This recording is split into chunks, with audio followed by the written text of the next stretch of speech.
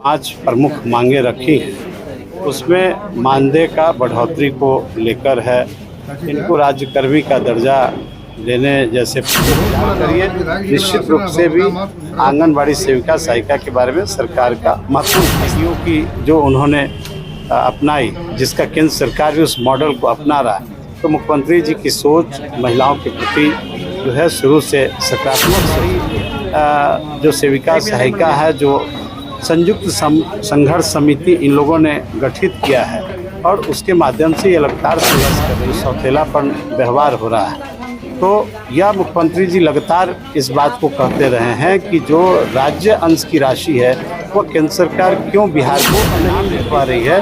50% केंद्र का पैसा और 50% राज्य सरकार की भी राशि लग रही है, लेकिन केंद्र का और दिखाइए इन महिलाओं को जो यहाँ पर पहुंची हुई हैं। आपको बताएं कि जब लोकसभा और राज्यसभा में बैठ करके तमाम नेता महिलाओं के और नारी सशक्तिकरण के लिए बिल पास करते हैं, और जब एक तरफ तमाम सेविका सहायिका बैठ करके 15 दिनों तक अपने प्रखंड कार्यालय पर धरना देती हैं, क्षेत्रीय नेता हो या कोई भी नेता हो, जब उनका हाल पूछने नहीं आते हैं, तो मुझे लगता है कि इन तमाम महिलाओं को आपको दिखाना चाहिए जो 5900 लगता है कि मनजीत सिंह हमारे समस्याओं का या फिर हमारे मांगों को पूरा करा सकते हैं। और आपको बताएं कि मनजीत सिंह के बारे में भी कहा जाता है कि जदयू और नीतीश कुमार के खास आदमी है। चूंकि यह चुनाव में अभी जीते हुए नहीं है, बावजूद इसके जब इनके घर पे आइएगा तो तमाम लोग इस तरह से हुजूम लगा करके आते हैं, अपनी समस्याओं को सुनाते हैं और मनजीत सिंह उन समस्याओं का हल करते हैं। बाकी इन महिलाओं के आने के बाद से क्या कुछ हुआ है यहाँ पे बताएंगे मनजीत सिंह जी।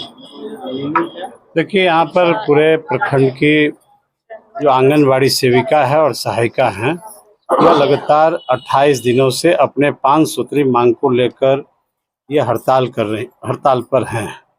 और इन लोगों ने जो अपनी 5 प्रमुख मांगे रखी हैं, उसमें मानदेय का बढ़ोतरी को लेकर है, इनको राज्यकर्मी का दर्जा देने जैसे प्रमुख मांग है।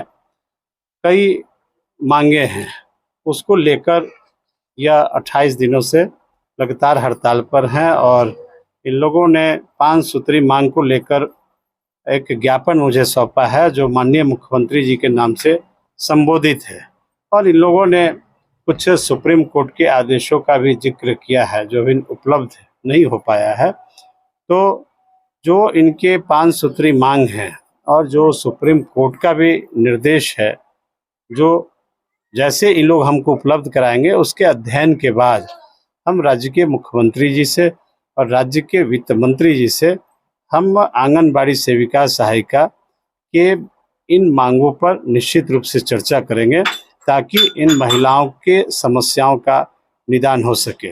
लेकिन इसमें एक प्रमुख बातें जो हैं, वह केंद्र सरकार को भी मानदेय देना है और राज्य सरकार भी अपना देती है। तो जो मानदेय है उसमें आदरणीय नीतीश कुमार जी लगातार आप देख रहे हैं कि किस तरह से शिक्षकों की बहाली में लगे हुए हैं, किस तरह से विकास मित्रों का वेतन बढ़ा। शिक्षकों का जहां 60% जो केंद्र सरकार पैसा देती थी, विगत 4 महीना से शिक्षकों को पैसा नहीं मिला। तो सेकेंड सप्लीमेंट्री बजट लाकर राज्य सरकार ने शिक्षकों के वेतन का 100% भुगतान करने का काम किया है। और बिहार के साथ जो सौतेलापन व्यवहार हो रहा है, तो यह मुख्यमंत्री जी लगातार इस बात को कहते रहे हैं कि जो राज्य अंश की राशि है वह केंद्र सरकार क्यों बिहार को नहीं दे रही है।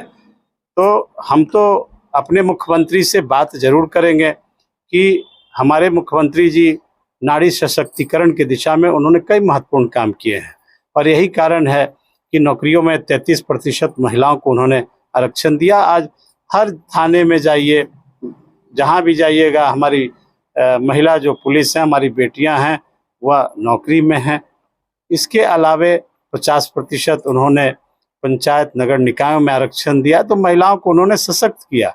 और जीविका दीदियों की जो उन्होंने अपनाई, जिसका केंद्र सरकार भी उस मॉडल को अपना रहा है। तो मुख्यमंत्री जी की सोच महिलाओं के प्रति जो है शुरू से सकारात्मक सोच रही है।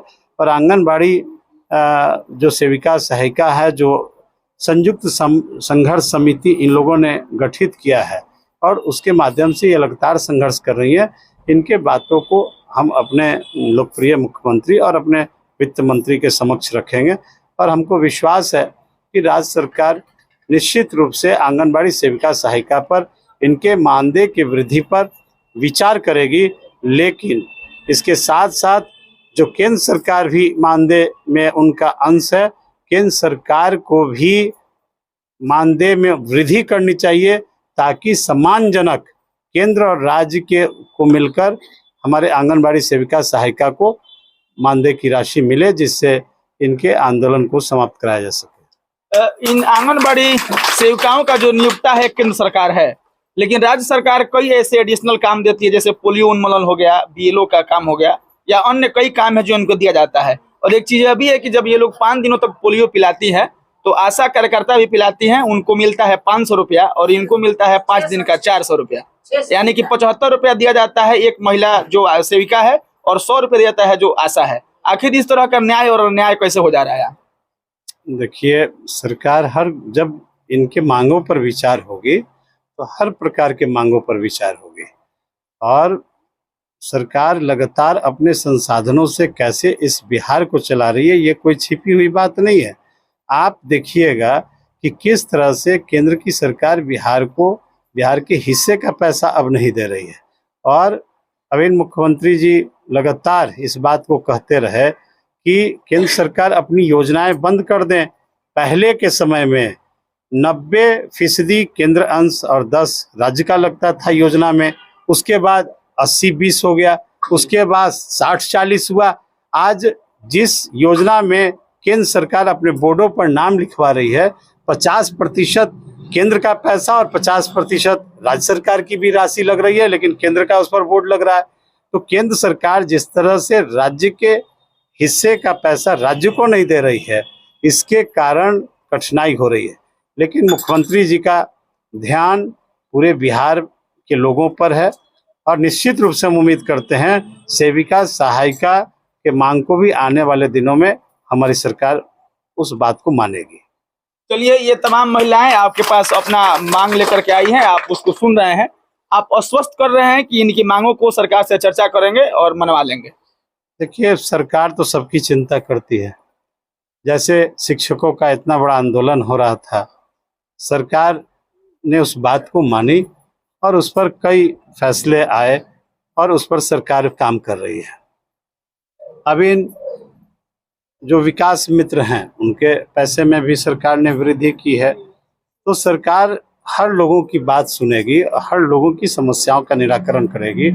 आप कुछ समय इंतजार करिए, निश्चित रूप से भी आंगनबाड़ी सेविका सहायिका के बारे में सरकार का महत्वपूर्ण फैसला होगा। चलिए, अंतिम सवाल रहेगा मनजीत सिंह जी से, थोड़ा सा इससे हटके कि कांग्रेस के साथ मिलकर के आपकी सरकार बिहार में चल रही है, लेकिन आने वाले 5 राज्यों के चुनाव में मध्य प्रदेश में आपके 5 कैंडिडेट ऐसे हैं जो कांग्रेस के खिलाफ ही उतर गए हैं।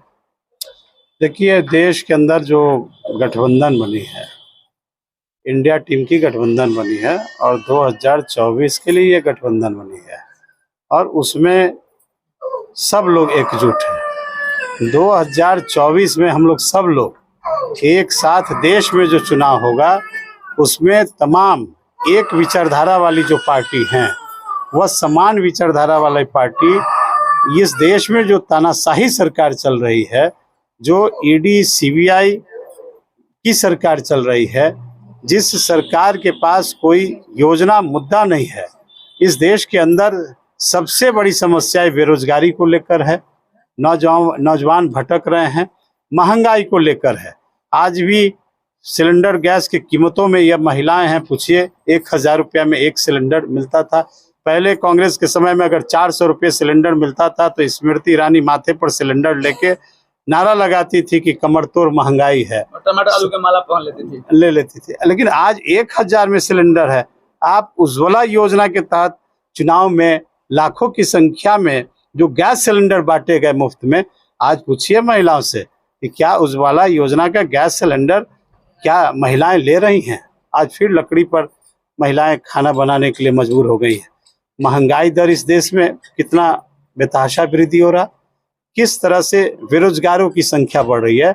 और यह जो 10 साल होने जा रही है इस सरकार की, आप यकीन करिए 10 साल में मात्र केंद्र की सरकार ने 7,22,000 के करीब नौकरियां दी हैं और आज बिहार सरकार को आप देख लीजिए, जो मुख्यमंत्री जी ने घोषणा किया कि हम लगभग 20 लाख हम लोगों को नौकरी और रोजगार भी हम देंगे, उस पर हमारी सरकार काम कर रही है।